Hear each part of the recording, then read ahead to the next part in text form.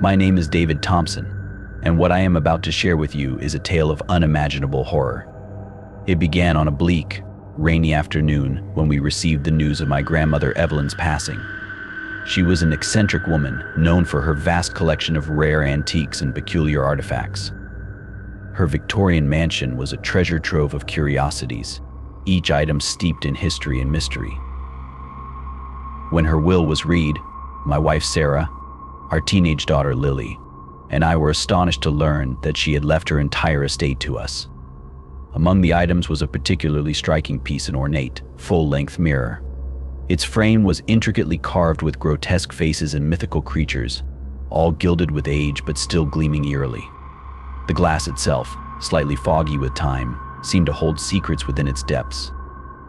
We brought the mirror home and placed it in our hallway, thinking it would be a beautiful addition to our home. Sarah admired its craftsmanship, and Lily was fascinated by its vintage allure. For the first few days, it was simply a piece of decor, a conversation starter for guests, and a relic of our family history. The first sign that something was amiss came late one night. I was on my way to the kitchen for a glass of water when I heard faint murmurs. At first, I thought it was the wind or perhaps the house settling, but the whispers grew louder as I approached the mirror. They were indistinct, almost as if a conversation was taking place just beyond the glass. I paused in front of the mirror, straining to make out the words. Suddenly, a shadow flickered behind me. I spun around, heart pounding, but there was nothing there. Unease settled over me like a shroud, but I dismissed it as my imagination running wild in the dim light of the hallway. A few nights later, Sarah woke me from a deep sleep, her voice trembling. "David, I had the most horrible dream," she said. "I saw a woman in the mirror. She was staring at me with hollow eyes and whispered that our family was cursed." I tried to reassure her, attributing the nightmare to stress and the eerie ambience of the old mirror. But as the days passed, the atmosphere in our home grew increasingly oppressive. The whispers continued, always emanating from the mirror, and the feeling of being watched became almost unbearable. Lily, who had initially been enchanted by the mirror, began to change. She became withdrawn and irritable, her usual bubbly personality replaced by a sullen silence. She started having nightmares too, waking up in the middle of the night, screaming about the woman in the mirror. "She wants to hurt us," Lily cried one night, tears streaming down her face. "She says we're all going to die." We took her to a therapist, hoping it was just teenage angst or a phase she would grow out of. But nothing seemed to help. The more we tried to distance ourselves from the mirror, the more it seemed to draw us in, its malevolent presence growing stronger by the day. One evening, as I sat in the living room, I heard a loud crash from the hallway. I rushed out to find the mirror lying face down on the floor, its frame cracked and splintered. The air was thick with a sense of foreboding, and an icy chill permeated the room. As I lifted the mirror, intending to move it to the attic, I caught a glimpse of my reflection. But it wasn't just me staring back. Behind me stood the ghostly figure of a woman, her eyes dark voids, her mouth twisted into a sinister smile. I dropped the mirror in shock, the glass shattering into 1,000 pieces. The days that followed were a blur of terror and confusion. Sarah grew increasingly paranoid, convinced that the woman from the mirror was following her. She started seeing her reflection in windows, in puddles, even in the blank screen of the television. Lily's nightmares became more intense, her screams echoing through the house every night. We decided to research the mirror's origins, hoping to find some explanation for the horrors we were experiencing. Digging through my grandmother's old journals and letters, we uncovered a chilling story. The mirror had once belonged to a woman named Eliza Blackwood, a reputed witch who had been executed for practicing dark magic in the 17th century. Legend had it that she had cursed the mirror with her dying breath, vowing to bring misfortune and death to anyone who looked into it. Desperate to rid ourselves of the curse, we sought the help of a local historian who specialized in the occult. He confirmed our worst fears, explaining that the mirror was a conduit for Eliza's spirit, a gateway through which she could reach the living. The only way to break the curse, he said, was to destroy the mirror completely. Determined to end the nightmare once and for all, We gathered the broken pieces of the mirror and took them to a remote clearing in the woods. As we prepared to burn the fragments, an overwhelming sense of dread washed over us. The air grew cold, and a low, guttural whisper filled the clearing. "You're all going to die," the voice hissed, echoing through the trees. With trembling hands, I lit the fire. The flames leapt up, consuming the shards of glass. The whispers grew louder, more frantic, and the ghostly figure of Eliza Blackwood appeared in the smoke, her eyes blazing with fury. She let out a blood-curdling scream as the fire consumed her, and then, just as suddenly, she was gone. The oppressive weight lifted, and for the first time in months, we felt a glimmer of hope. We returned home, exhausted but relieved, believing the curse had been broken. In the weeks that followed, the atmosphere in our home lightened. The whispers ceased, and the nightmares became less frequent. Lily slowly returned to her old self, her laughter once again filling the house. Sarah and I felt the heavy burden of fear and paranoia lift, replaced by a cautious optimism. But even as we tried to move on, the memory of the mirror lingered. We knew that some scars never fully heal, and some horrors are never truly forgotten. The mirror had left its mark on us, a reminder of the darkness that lurks just beyond the edge of our perception. To this day, I can't look into a mirror without feeling a shiver of dread.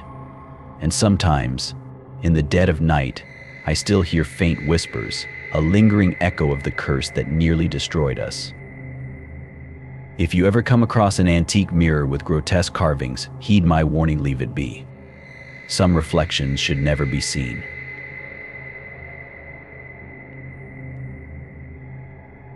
My name is Sarah Johnson, and I've always been drawn to mysteries and forgotten treasures.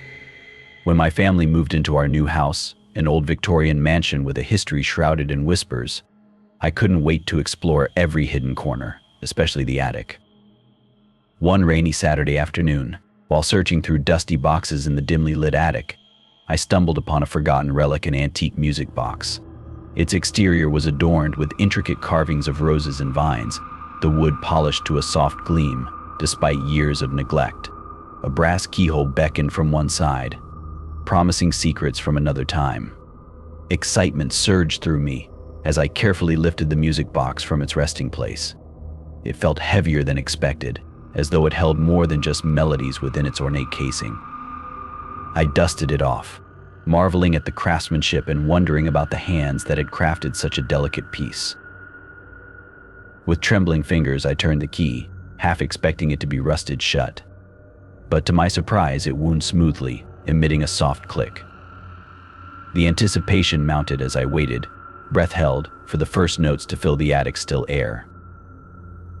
The music that emerged was hauntingly beautiful, a melancholy melody that seemed to echo with longing and sadness. I listened, spellbound by the ethereal tune, as if it held a message from another realm, from someone long forgotten. But then, as the melody reached its crescendo, a chill swept through the attic. A mist began to form near the attic window, swirling and coalescing into the vague shape of a young girl. Her form flickered like a candle in the wind, translucent yet undeniably present. Her eyes, deep pools of sorrow, met mine. I froze, my heart pounding in my chest. Who was she? What did she want? The questions raced through my mind, but before I could speak, she raised a hand as if beckoning me closer. Torn between fear and curiosity, I edged forward, drawn to the ghostly figure despite the warning bells ringing in my mind. The girl's features became clearer with each passing moment, revealing a sadness that seemed to seep from her very essence. "Who are you?" I managed to whisper, my voice barely audible over the haunting melody of the music box. The girl opened her mouth, as if trying to respond, but no sound emerged. Instead, a deep sense of despair washed over me, as if her sorrow was palpable, tangible even. Suddenly, the attic door creaked open, and my younger brother Michael stumbled in, his eyes wide with surprise. "Sarah, what are you doing up here?" he asked, his voice breaking the eerie silence that had enveloped us. I turned to him, torn from the ghostly presence by his arrival. "Michael, "Do you see her?" I asked urgently, gesturing towards the misty figure still hovering near the window. Michael squinted, his brow furrowing in confusion. "See who?" he replied, his gaze sweeping the attic but finding nothing unusual. I turned back to where the girl had been, but she was gone. The attic was empty once more, save for the faint echo of the music box's melody fading into silence. Confusion and fear gripped me as I realized Michael couldn't see her. Was I losing my mind? Had the music box conjured a hallucination, or worse, a ghostly apparition that only I could perceive? That night, I lay awake in bed, the events of the attic replaying in my mind like a relentless nightmare. The haunting melody echoed in my ears, refusing to let me find solace in sleep. What had I unleashed by awakening the music box? Over the following days, I tried to convince myself it had all been a trick of the light or my overactive imagination. But deep down, I knew the truth. Something had awakened in that attic, something that defied rational explanation. As days turned into weeks, I became obsessed with the music box, unable to resist its pull, despite the fear gnawing at my insides. Every afternoon, when the house was quiet and my parents were occupied with their own lives, I would sneak up to the attic and wind the music box. Each time, the same haunting melody would fill the air, and each time, the ghostly figure of the young girl would appear, her presence growing more defined with each visit. I tried to communicate with her, to understand why she lingered in our home, but she remained silent, her eyes filled with an unspoken sorrow. One evening, as I stood before the attic window with the music box in hand, the girl's form solidified like never before. She reached out to me, her hand trembling as if longing for connection. Without thinking, I reached back, my fingers brushing against hers. A jolt of icy cold energy shot through me, sending me staggering backward. The girl's eyes widened in surprise, as if she hadn't expected me to feel her touch. "Help me," she whispered, her voice barely audible over the music box's melody. "Help you?" How, I asked, my voice trembling as much as my body. But before she could answer, the attic door burst open, and my parents rushed in, their faces a mix of concern and confusion. "Sarah, what are you doing up here?" my dad demanded, his voice stern but tinged with worry. I turned to him, my heart racing with fear and uncertainty. "Dad, can't you see her?" I pleaded, gesturing towards the girl who stood just a few feet away. My parents exchanged worried glances, and my mom approached me slowly, her expression gentle yet troubled. "Sweetheart, there's no one there," she said softly, her hand reaching out to touch my arm.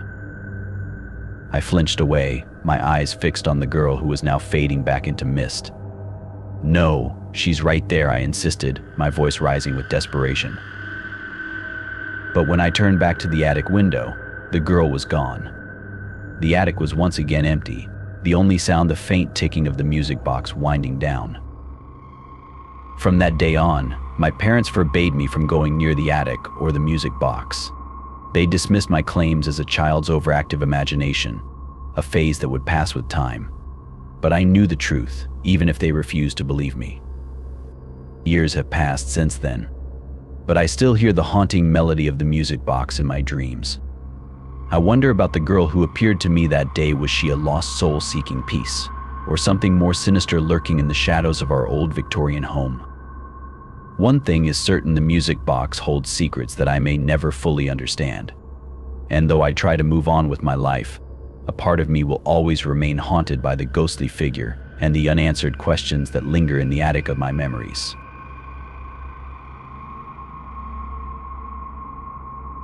My name is Emma Collins, and I've always had a fascination with vintage jewelry. When I stumbled upon an estate sale in an old Victorian mansion on the outskirts of town, I couldn't resist the allure of hidden treasures waiting to be discovered. Little did I know, that day would change my life forever. The mansion loomed before me, its grandeur tinged with an air of faded elegance and mystery.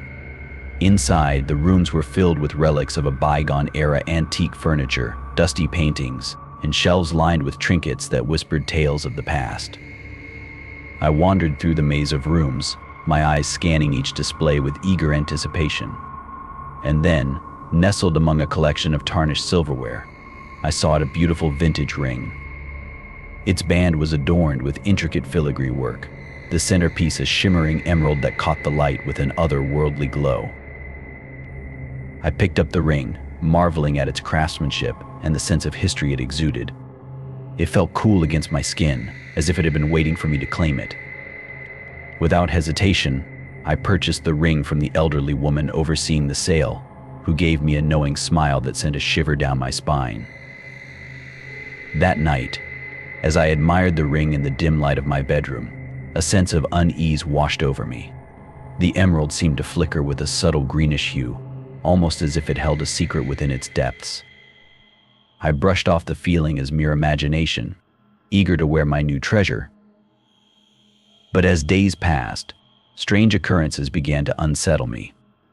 I would wake in the middle of the night, drenched in sweat, with visions of a shadowy figure looming over me. Its eyes, if one could call them that, were pools of darkness that seemed to penetrate my very soul. I attributed these nightmares to stress and the unfamiliarity of living alone in a new town. Yet each morning, I found myself drawn to the ring, unable to shake the feeling that it held a malevolent presence. One evening, as I sat alone in my living room, the ring resting on the coffee table beside me, a chill swept through the air. I glanced at the ring, expecting to see nothing out of the ordinary. But then, in the corner of my eye, I caught a flicker of movement that shouldn't have been there. I turned slowly, my heart pounding in my chest. There, standing in the shadows of the room, was a figure cloaked in darkness. It was tall and slender, its features obscured by a veil of mist that seemed to emanate from the ring itself. Fear gripped me as I realized what I was seeing: a vengeful spirit, bound to the ring and seeking retribution. Its presence filled the room with a suffocating heaviness, its gaze fixed on me with an intensity that made my blood run cold. I wanted to scream, to flee from the room, and never look back. But something held me rooted to the spot, a morbid fascination with the supernatural entity that had been unleashed by my curiosity. The spirit spoke, its voice a whisper that echoed through the air like a distant lament. You have taken what is mine, it intoned, its words carrying an ancient weight that chilled me to the bone. I found my voice, though it emerged as a shaky whisper. I didn't know I pleaded, desperate for the spirit to understand. I didn't know the ring belonged to you. The spirit's form wavered, as if considering my words. Ignorance is no excuse, it replied, its voice filled with bitterness and sorrow. Now, you must pay the price. With a sudden gust of wind, the room plunged into darkness. I felt a cold pressure around my throat, squeezing tighter with each passing second. Panic surged through me as I struggled to breathe, the weight of the spirit's vengeance bearing down on me like an invisible force. Just as I thought I would black out from lack of air, the pressure lifted. I collapsed to the floor, gasping for breath, tears streaming down my cheeks. The room was silent once more, the spirit's presence fading into the ether. Terrified yet determined, I knew I had to rid myself of the ring. But every time I tried to remove it, I felt a compulsion to keep it close, as if it had woven itself into the very fabric of my being. Days turned into weeks, and I lived in constant fear of the spirit's return. Shadows seemed to dance at the edge of my vision, and the air around me grew heavy with an oppressive energy. Sleep eluded me, haunted by nightmares of the spirit's dark, hollow eyes staring into mine. One stormy night, driven by desperation, I sought the help of a local psychic who specialized in paranormal phenomena. She examined the ring with a solemn expression, her fingers tracing the delicate filigree as if reading its history. This ring is cursed, she said finally, her voice low and grave. It belonged to a woman who suffered great injustice in life. Her spirit is bound to it, seeking vengeance on those who possess it. My blood ran cold at her words, confirming my worst fears. Is there anything I can do? I asked, my voice trembling. The psychic nodded, her eyes serious. There is a ritual, a way to sever the spirit's ties to the ring. but it will not be easy, and there are risks. I hesitated, weighing my options. But the terror of living under the spirit's malevolent gaze pushed me to agree. "Do it," I said firmly, though fear still gnawed at my insides. The ritual was performed that very night, in the confines of my darkened living room. Incense filled the air, its pungent scent mingling with the crackle of burning candles. The psychic chanted ancient words, her voice rising and falling in a rhythm that seemed to pulse with energy. As the ritual reached its climax, a sudden gust of wind swept through the room. I felt a surge of energy, a sensation of being pulled in multiple directions at once. The ring glowed with an unearthly light, its emerald shimmering brighter than ever before. And then, with a final burst of incandescent brilliance, the spirit was gone. The room fell silent, the oppressive heaviness lifting like a veil being lifted from my shoulders. I looked down at the ring, now dull and lifeless in my palm. It felt lighter, as if a weight had been lifted from it, along with the spirit's presence. Relief flooded through me, mingled with exhaustion and a profound sense of gratitude. The psychic nodded, her expression grave yet relieved. "It is done," she said softly. "The spirit has been released." I thanked her, though words felt inadequate to express the depth of my gratitude. With trembling hands, I placed the ring in a small velvet box and tucked it away in a drawer, determined never to let it see the light of day again. Months have passed since that harrowing night, and I've moved on with my life. The nightmares have faded, replaced by a cautious optimism for the future. But sometimes, when I pass by that drawer, or catch a glint of green from a passing window, I remember the ring and the vengeful spirit that once haunted me. And I remind myself always that some treasures are best left undiscovered, that some stories are best left untold. If you want to see more horror stories, please like the video, share your thoughts, and subscribe to our channel. Stay with us, thank you, and see you in the next videos.